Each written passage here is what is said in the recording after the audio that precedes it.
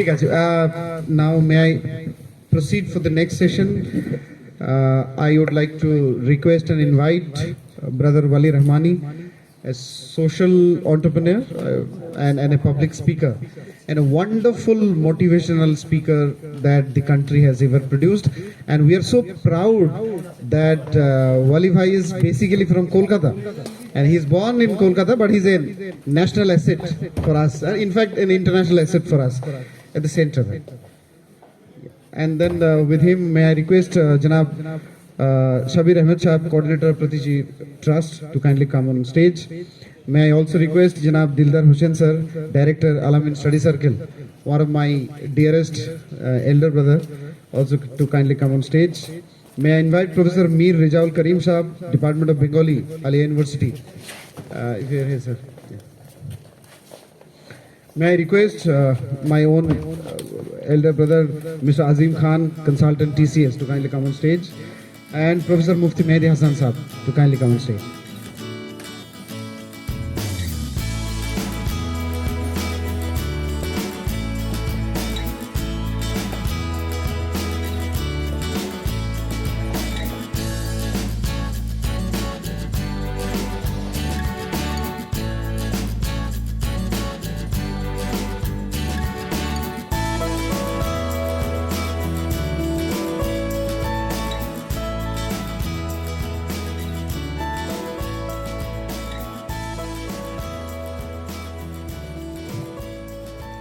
So, because Wali Bhai has to go somewhere and he had to wait long to come, because we were a little late in terms of starting the first session and then continuing.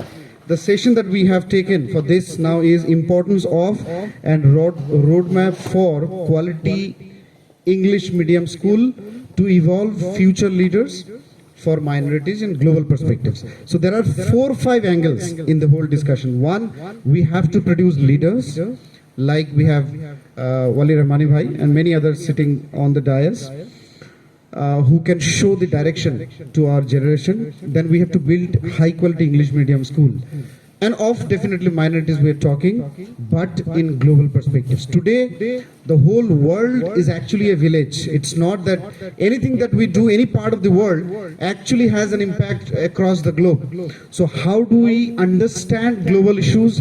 How do we contribute in the global perspective? So this is what we also need to discuss, and we need to produce leaders not only for Muslims but for the country and for the world. So this is what we are going to discuss. Without taking any more time, may I request our chairman sir to kindly give kindly welcome everyone with a bouquet. And I'll request our students to also kindly come here, and you can carry the bouquet and give them. Come here.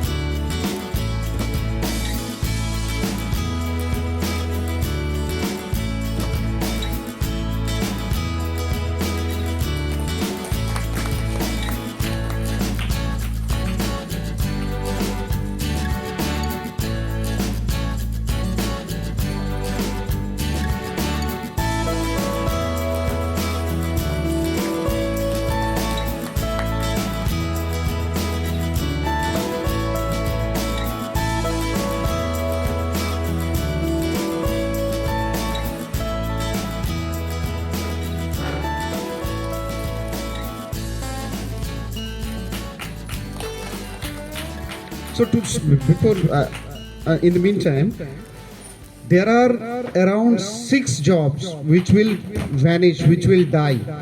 Dell did a research, Dell company একটা research করেছিল যে 30% of the jobs যেটা 20 বছর পরে তৈরি হবে এখনো জবগুলো তৈরি হয়নি, এবং there are around 20 jobs which will vanish, যেটা আর থাকবে না।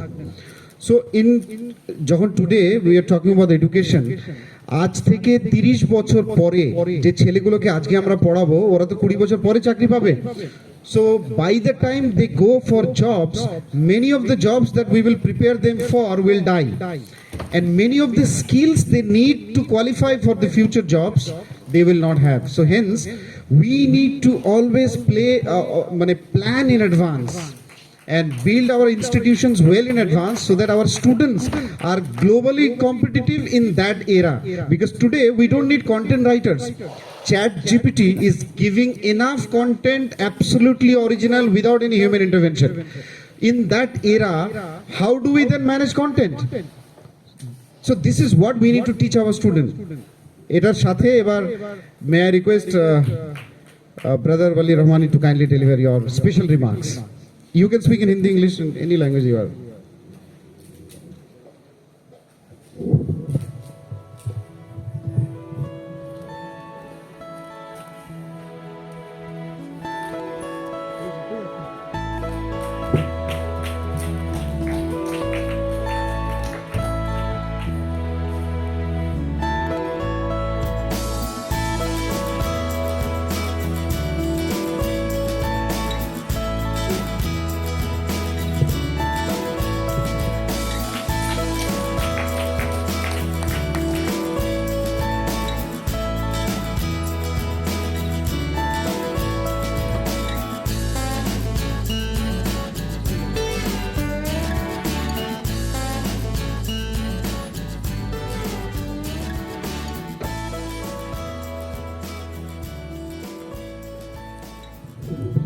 أعوذ بالله من الشيطان الرجيم بسم الله الرحمن الرحيم الحمد لله رب العالمين والصلاة والسلام على رسوله الكريم أما بعد رب اشرح لي صدري ويسر لي أمري واحلل عقدة من لساني يفقهوا قولي ربي زدني علما اللهم ربي زدني علما والحقني بالصالحين. Firstly, I would like to thank the entire team of Tarbiyah Cambridge International School, Chairman Sir Azizur Rahman Sir and Akram Haq Sir, who felt that I am responsible enough to come here and speak in front of all of you, and I could share something with you, and at the end of the day I learned a lot of things from all of you and get back home inshallah.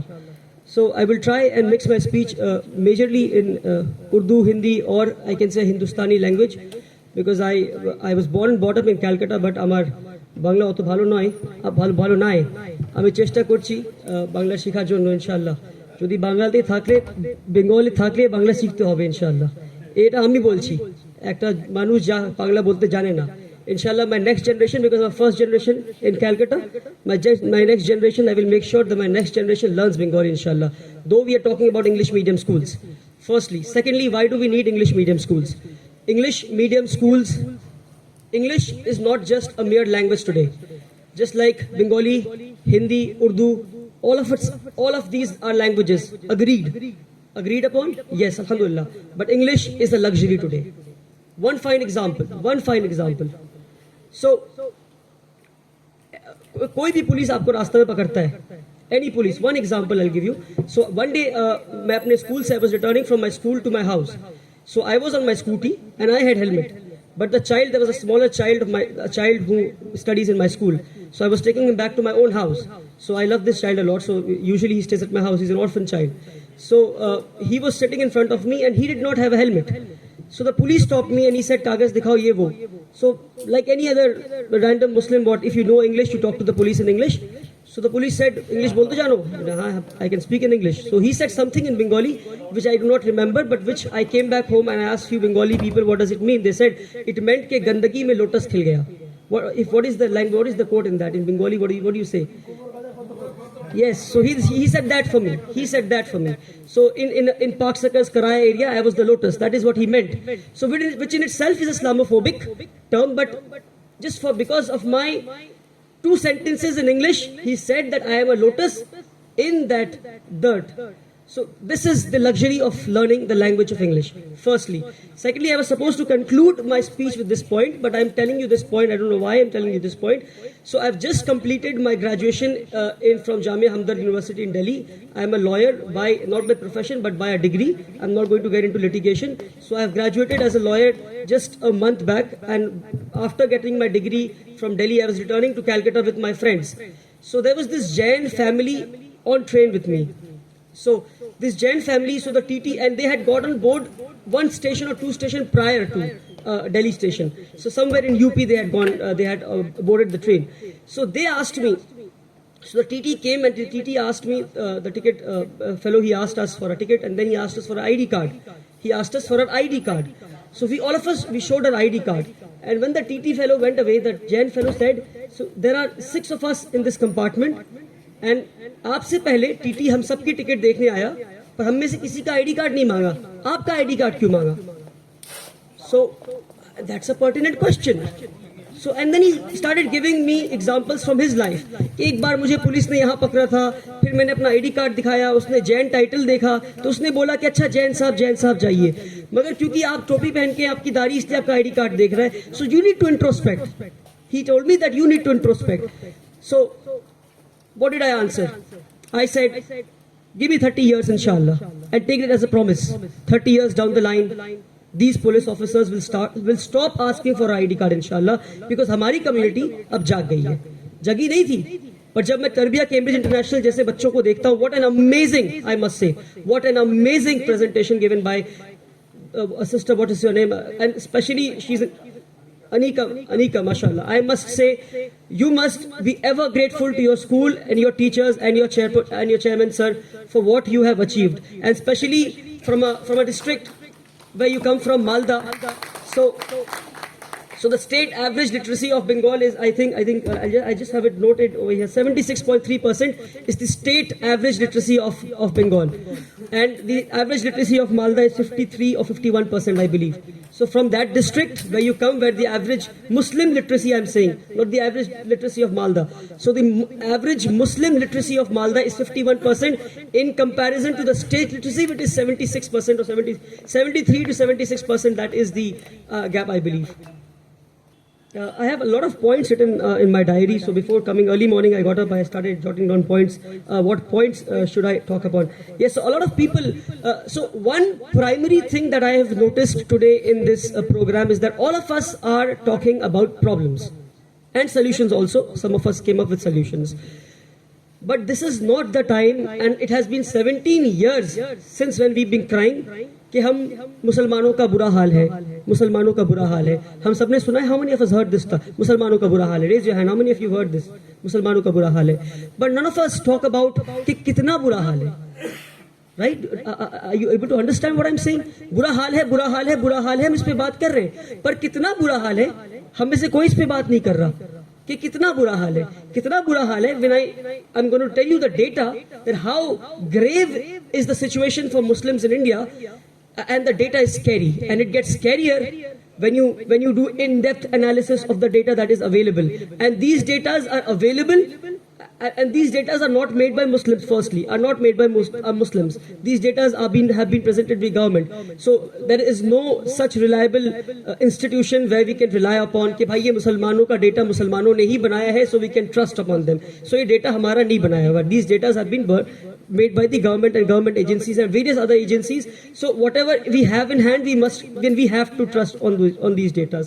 So firstly, there are 11% out of the minority population in India. The Christian population is 11% out of the minority population in India. So the Christians have 71% of the minority schools. How many percent of the minority schools? 71% of the minority schools.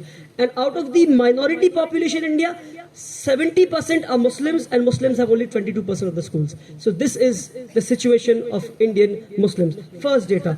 So that is why when we talk about schools, Why do we need to make schools and not colleges? Why is Chairman Sir talking about schools and not colleges? Why is he talking about schools and not universities? Because gone are those days when government used to support us. When we had certain governments who could give us land on lease and say, चलो भैया एक university बना लो अपना, इतने बुरे हाल में हो तुम, तुम्हारे शाहीन बाग में रहते हो, तुम तुपसिया में रहते हो, तुम मटिया बुरुज में रहते हो, तुम्हें बाहर निकलना है, एक यूनिवर्सिटी बना लो. And another great thing, I have travelled across the country. I've travelled across the country, especially North India. शायद ही North India में कोई state होगा जहाँ मैं नहीं गया, कोई city होगी जहाँ मैं नहीं गया. I've travelled across the North Indian states and cities, and every city, trust me, every city has a Topsiya, every city has a Matiya Buruj, every city has a Khidirpur, जहाँ पे मुसलमान रहते हैं और उस लोकेलिटी के बगल से पूरे शहर का नाला गुजर रहा होता है. पूरे शहर का क्या गुजर रहा होता है? नाला गुजर रहा होता है. So systematically we've been pushed down the lines, we've been pushed in the ghettos and slums, and these also have a history. If we have much time, inshallah, and further, so we can talk about how we've been pushed down the lines and how we've been pushed into the ghettos and slums. So every city has a Topsiya, every city has this. So time वो नहीं है जहां हम AMU बना सके, जहां हम जामे मिलिया बना सके, वो वक्त नहीं है. It is even difficult for a Muslim to start a school in UP today, to start a school in Madhya Pradesh today. In Bengal we have a government that is allowing us to make schools. तो जल्दी जल्दी करके हमें schools बनाना है, और कैसा school बनाना है मैं आपको बता रहा हूं. One prime example is what we just seen, Tarbiyah Cambridge International School, and a lot of schools, jokingly I'm saying this, a lot of schools say कि अपने नाम के आगे इंटरनेशनल जोड़ लेते हैं, इंटरनेशनल होते नहीं है, बट इंटरनेशनल जोड़ने के बाद ये इंटरनेशनल स्कूल दिख रहा है मुझे, अल्हम्दुलिल्लाह. So every second school that I see is नाम के आगे international. So this international school, that international school, but there is nothing international about it. But Tarbiyah Cambridge International has international aspects and elements in it, alhamdulillah. So why do we need schools? Because there are existing colleges and there are minority colleges which have minority affiliations, but they have classrooms which have empty seats. Muslims are not being able to get admission into minority colleges which have minority affiliations because schools ही नहीं है जहां से पढ़ के colleges जाए. ऐसे schools नहीं बने जिन स्कूल से पढ़कर वो माइनॉरिटी कॉलेजेस तक पहुंच सके. तो it is not the time when we talk about colleges, it is the time when we talk about primary level school and foundational and preparatory level schools where we can train our students so that they reach the Ivy League colleges of India which is IIT, AIIMS and IIMs. So हमें अपने बच्चों को ऐसे तैयार करना है कि वो आईवी लीग कॉलेजेस इंडिया के जो हैं वहां तक पहुंच सके. Now supposedly IIT has 15% seats. IIT Kharagpur has 15% Muslim population, which is not the case, I believe. Has 2% is the case, I believe, or 2 point some percent. I am not to be, 2 point some percent is the case.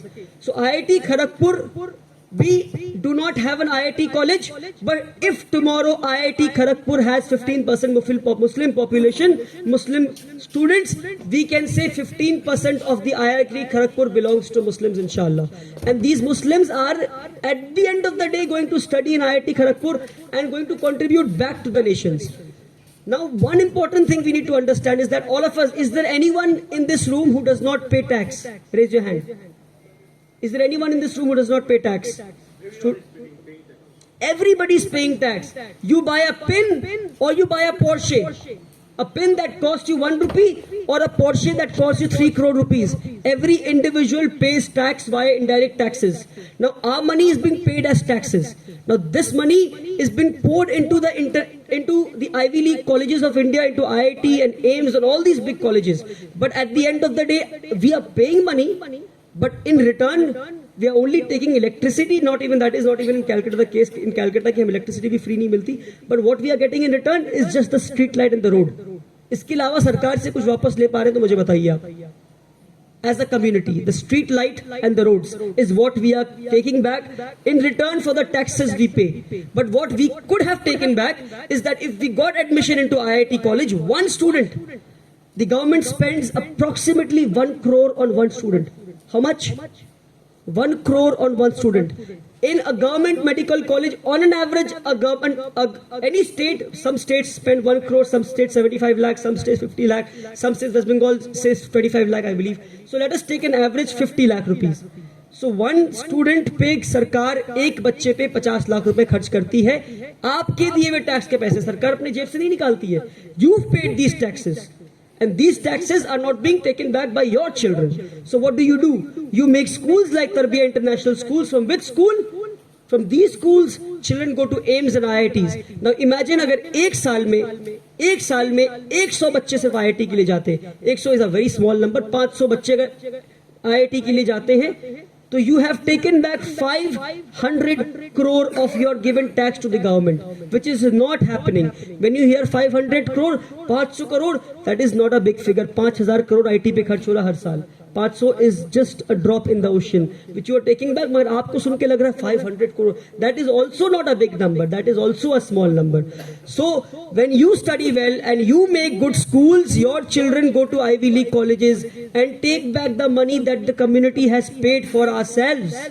So proportional representation and proportionate taking back of the taxes that we ourselves have paid for our own benefit, so that at the end of the day we can benefit the entire country, inshallah. I hope that logic is very clear. But if we do not make schools, हमारी situation ऐसी रह जाएगी. But it is important need of the hour that we make schools. Now one more, I'll give you another data. And the scariest data, there are a lot of data that is over here, but I would end my speech because we need time for other speakers also to speak. So the scariest data, trust me, the scariest data I would say, the scariest, and make note of it. So and this has been prepared by a private entities association, SNAP and a Guidance Guild. These two institutions together have prepared this data. So they say that the blocks that have majority Muslims, that have majority Muslims, that means those blocks, एक block में 10,000 लोग को मानकर चलते हैं वो, and those blocks which have majority Muslims, that means 50% and plus Muslims, they have 4 government schools, primary schools. How many? Can we repeat? 4 government primary schools. So those blocks which have 50% and above population have 4 primary school, and the state average is 7 primary school. And the scariest part comes here, that those blocks which have 15% and below Muslims have 8 primary schools, government primary schools. So it is very clear, it is very, very, very clear that systematically we have been pushed down the lines. So जिन blocks में हम 50% से ज़्यादा हैं, उन blocks में सिर्फ 4 सरकारी स्कूल पाए जाते हैं, और जिन ब्लॉक्स में हम 15% से कम हैं, उन ब्लॉक्स में 8 या 9 सरकारी स्कूल, प्राइमरी स्कूल पाए जाते हैं. So it is good that we talk to government and we come into talking terms with them, कि we need to engage in talking terms with them, that हमें आपके साथ मिलके schools खोलना है वगैरह वगैरह. But private players need to come into the market, because the government has a long 70 years of history of denial and deprivation, and not just denial and deprivation, I say systematic denial and deprivation of the Muslim community. It is systematic. Systematically we've been pushed down the lines for the past 70 years, and if as a community we do not stand up and take stand for ourselves, if private entities do not stand up and take stand for yourself, it is going to be, then that day is not very far when we already second-class citizens. We are already second-class citizens. It is just that we haven't got the tag of second-class citizen in this country. So if we need to stand up and understand that private players need to come into picture and start schools for the betterment of a minority community in India. And the government of India and the Constitution of India has Article 30, which says that minorities can establish minority institutions. Minorities can establish. And I have another data over here which says, I'll just look for it. So there are 39,215 minority schools in India. How much? 39,215 minority schools in India. So आप सुन रहे होंगे 39,215 schools. Wow, that's a big number. This is only 2.6% of the total schools. Now the number looks small, right? That is only 2.6% of the total schools that is in India. Now out of this 39,215, how many schools belong to Muslims? That is the question. That is the question. So 74% of the schools. So out of this 2.6% of the schools, 74% of the schools is in 6 states, and 26% of the schools is in remaining 23 states, and West Bengal is in that remaining 23 states. So we are in a pathetic condition right now. I mean, before this we had Shakil Ahmed Saab, an IS officer who was just promoted as an IS officer. He said कि आप पार्सकस और इस central Calcutta में घूमकर देखिए 1000+ school हैं, पर ये 1000+ स्कूल सरकारी कागज में कहीं दिखते नहीं हैं, ना उनकी कोई माइनॉरिटी एफिलिएशन है, ना उनकी पढ़ाई की कोई निज़ाम ना निसाब कोई सही है.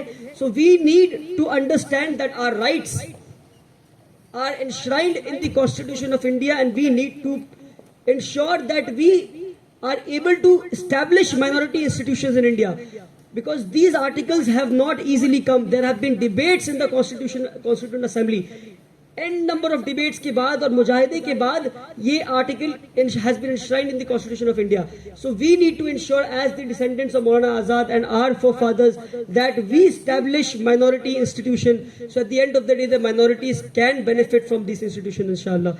Hopefully, there are a lot of. Can I have 2 more minutes, inshallah? So now we need to understand. So like tarbiyat and value education, and I would like to end my speech on this note. So when I say, and this is wherever I go, I say this, that in the ocean of education, academics is just a drop. Academics is just a drop. The rest is tarbiyat. Tarbiyat is upbringing. The rest is tarbiyat. Almost 99.9% school are focusing on academics. Pad lo, rat lo, exam de lo. And this is the reason we see n number of IAS and IPS officers from the Muslim community. They become IAS officers. They become IPS officers. And the Muslims are proud कि हमारा आदमी IAS बन गया. बनने के बाद भूल गया community को, because there was no value education for him. So it is time that हम IAS बनाते बनाते उसे इंसान भी बना दे, ताकि अपनी community को खुद ना भूल जाए, इंशाल्लाह. अल्लाह ताला हमें और आपको कहने से और सुनने से अमल करने की तौफीक दे. Please forgive me if I've hurt anybody's sentiment in my speech. Thank you so much for calling me here. Jazakumullah khairan. Requesting everyone for dua.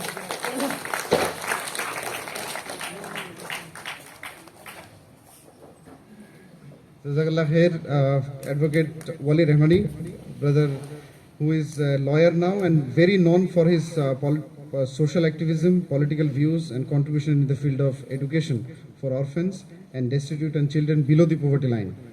So I would request our chairman sir to kindly give a token of appreciation from Tarbiyah's behalf. Brother has a very important meeting. Normally, getting his time, this long time itself is quite difficult, but he is with us since last 1 hour, and it was really enlightening to hear you, brother. We pray to Allah for your success. Yeah. Very important meeting, and this important meeting of mine is with my daughter, 9-10 months old daughter, and my wife, inshallah. So this is the most important meeting of my entire week, and I cannot miss this meeting, because so my Monday to Saturday schedule is I wake up for Fajr and I sleep at 11 o'clock. So I leave home at 6:45, I come back home at 10 o'clock in the evening. So the only time I give for my daughter and my wife is on Sundays post lunch, inshallah. So I cannot skip this most important meeting. Thank you so much. That's a lesson again for us. With this, then we move ahead, and আমরা একটা strong time limit করে চলবো. তো আমাদের টপিকটা